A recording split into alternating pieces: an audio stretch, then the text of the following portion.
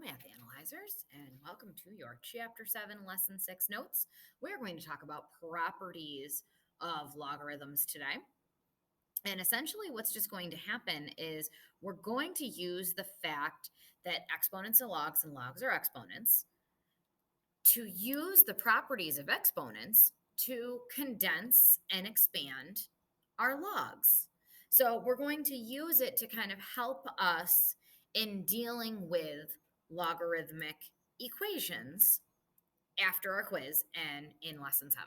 Okay, so it'll just help us to do some different things with our logs as far as making them usable in solving logarithmic equations. Okay, that's what we're going to do with our properties. So your quick overviews, right, of changing an exponent into a logarithmic equation and back and forth. Okay, the base of the exponent is the base of the log. The answer to the base raised to a power here is the number in the log here. And the exponent itself is the answer to a log. Common logs, of course, have base 10. That's important. And natural logs have base e. That's also important to note. So if you run into those, you know what the bases are, even though they're not written out. Okay, those are the places that we don't write out the bases. So just some properties of exponents to be quickly reviewed. The product, same base, means add the exponents together. Opposite of that would be dividing. Dividing same base means subtracting exponents. And power to a power means multiplying. So this is telling me I'm taking x squared times itself 5 times. So 2, 4, 6, 8, 10, x to the 10th. So those are the properties that now will be applied to logs that have the same base. So we will be able to expand and contract logarithmic expressions with the same base. Actually, we have already seen and used one of these properties. So real quick, I will go individually by property. The property we've already seen is the power one, so the power rule. If you have an answer in your log raised to a power, you really have 5 of that.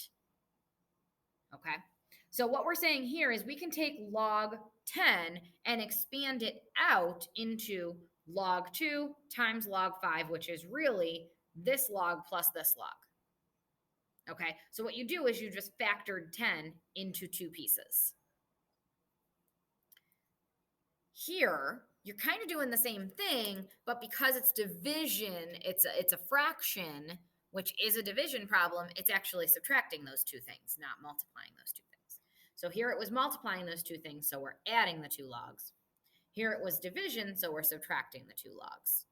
Okay, when this stuff really is important is if you have a base and a number that are the same, and so you know what that's equal to. Okay, and so you can kind of like replace that with an answer.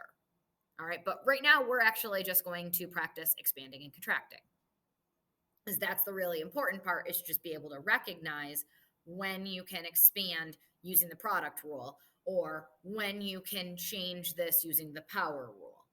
Okay, so that's what each of these goes through. And what I'll do in each case is just kind of give you examples of those things happening, okay? So we're going to start with the product rule, okay, which is like when we take that product and we add the 2 pieces, or let's say you know that these 2 pieces are being added, you can write them as one log with the same base. Okay, so that's kind of nice. It's the same base. You can expand it or you can contract it back down. And the reason that's important is this kind of stuff.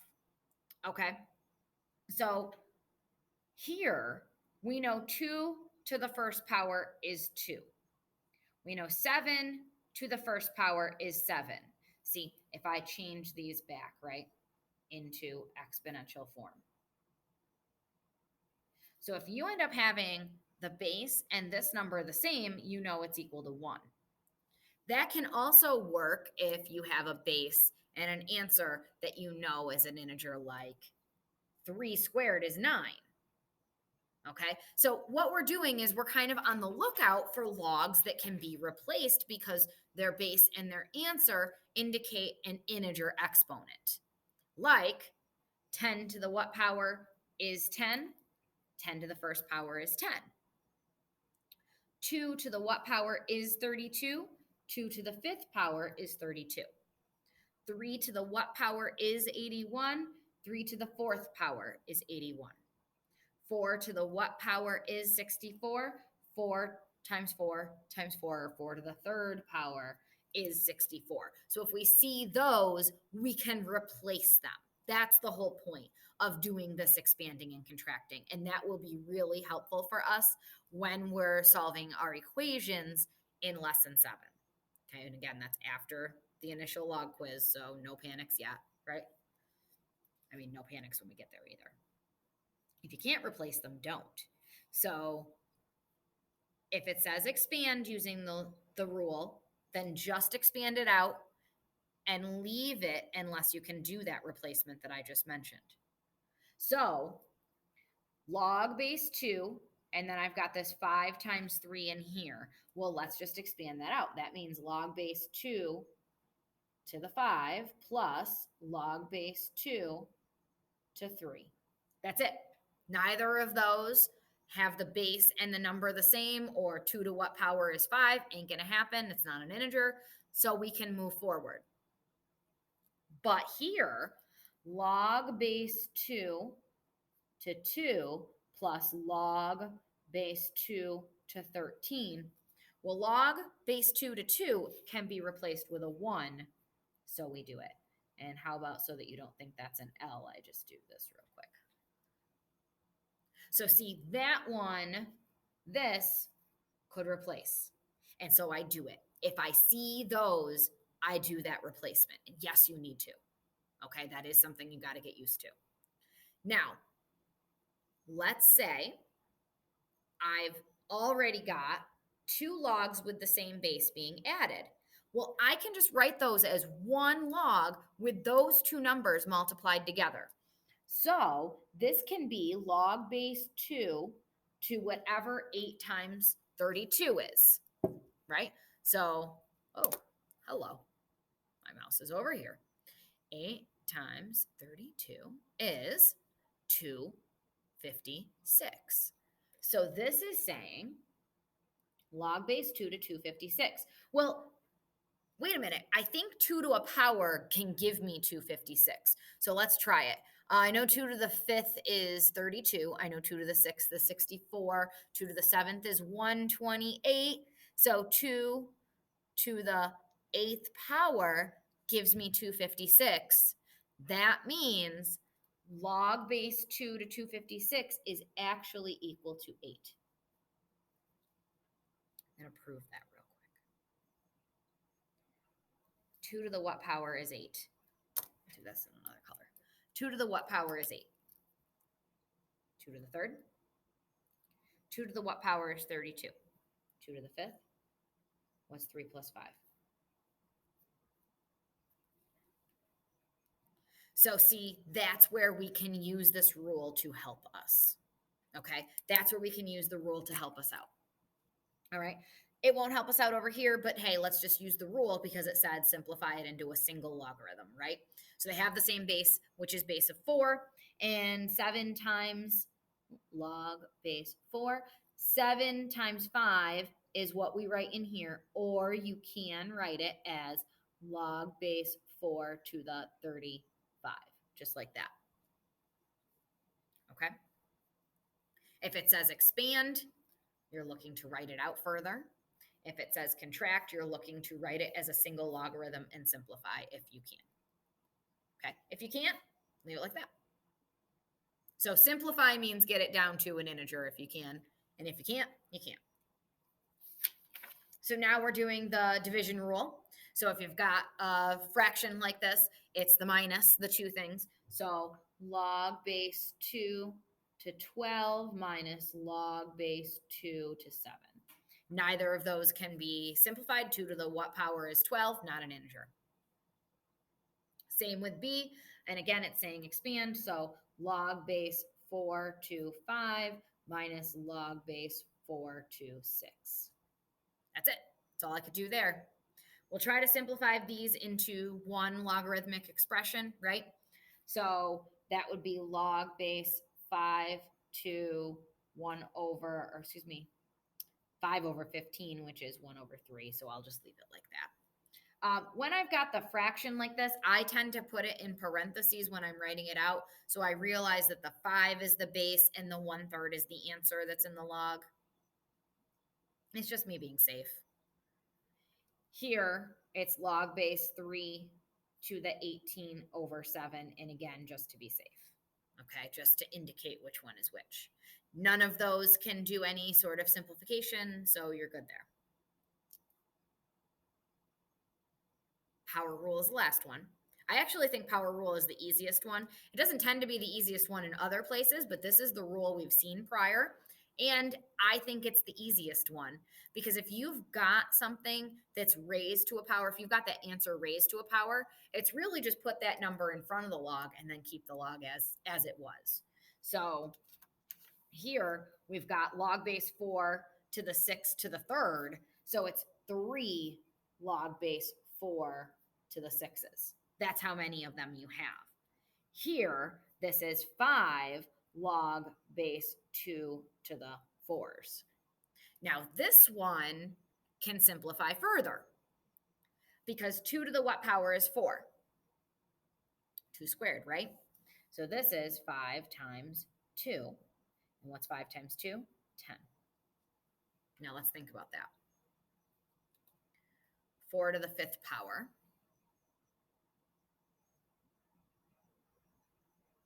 is 1024. Okay. So I had, and I'll do it in another color wherever I put that red.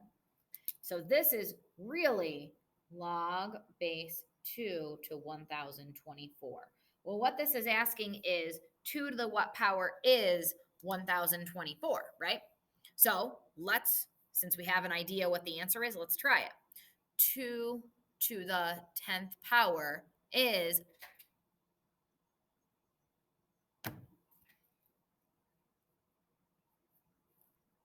there it is. See how that goes back and forth and see how those rules work? Let's try it again. Oh, this time we're just going backwards. So you've got the number in front, you want to put it on the answer. So here it's going to be log base 5 to the 5 squared. Okay, well, what's 5 squared? Log base 5 to the 25. 5 to what power is 25? Second power, right? 5 squared. Now let's think about it over here. Let's think about it over here before I did the change, right? Log base 5 of 5. Well, 5 to what power is 5? 5 to the first power. So this really said 2 times 1, which of course we know is 2. And there you have it. The answers match up. Not going to get that happening over here, but that's all right. Or maybe we will. No, you're not going to get that happening over here because 4 cubed is 64. So over here, we're going to just bring this back as an exponent on the answer right here. So log base 6 to the 4 cubed. You can leave it like that, or you may write log base 6 to the 64 is fine with me. Either of those. And basically, you can have a bunch of rules all together too. So you kind of have to be on the lookout for adding means product rule, subtracting means quotient rule, and exponent means power rule, or number in front means power rule. So here we have 2 of them being used at the same time. Since the whole thing is being squared, it's 2 log base 3 to 4 minus log base 3 to 5. So it's 2 of those. Okay, if you wanted to put a 2 in front of each log, that's also acceptable. And then you wouldn't need the parentheses. But both of those things are being squared because they're both in the fraction, right? So the 2 has to either be out front as the GCF or in both logs as a distributed right? So either of those. Lots going on here because don't forget, this is also being multiplied right here. That's what's implied by the between a parentheses thing. So this is only this is being to the fourth power. So if you want to do it this way with bringing this out front, it's 4 log base 2 to the 3s, right? So just here, plus log base 2 to the 5 minus log base 2 to the 11. And you know what I'll do? I'll put that in parentheses just to indicate that I know these two specific things are being subtracted, or in our case, divided right here. So that's how you would expand written out with one logarithmic base. Expand it out so you've got each of those things with your logarithmic base now. If you have one logarithmic base and want to simplify it down, right? So all of them are using the same base. So we want to simplify it back down to only writing log base 3 one time. This is how we do it. This one, oh, they both have a 2. So really it goes on both of them, right? So you could write this as log base 3 to the 4/5 squared. Oh, is that the opposite of what we had up here? Yeah, it is. That's cool. That worked out pretty well. This one, only the 3 has the 4 exponent. So log base 2, those are being added to the 3 to the 4th times 5. There you go. Only the 3 is being raised to the 4th. And then we multiply by that 5. That's where we're going here. Okay. So expanding and contracting, just using our rules to expand and contract. Just using our rules to do it that way. Okay. That's what leads us into the next quiz. That is just about these basic log rules that we're learning, okay? The introduction to flipping a log into an exponent and an exponent back into a log, then using the change of base formula to help us get base 10 on our logs and then simplify them. And then, of course, here expanding and contracting so that when we go to solve logarithmic equations, we have the tools to be able to change things back and forth. So that's really what we're looking at, is trying to make sure we have the right tools to change things back and forth. Okay, and then solve for any variable that's stuck inside what we're looking at. Okay, let me know if you need any help. This has, of course, been Chapter 7, Lesson 6 notes. And Math Analyzers, I shall be seeing you soon. Bye, guys.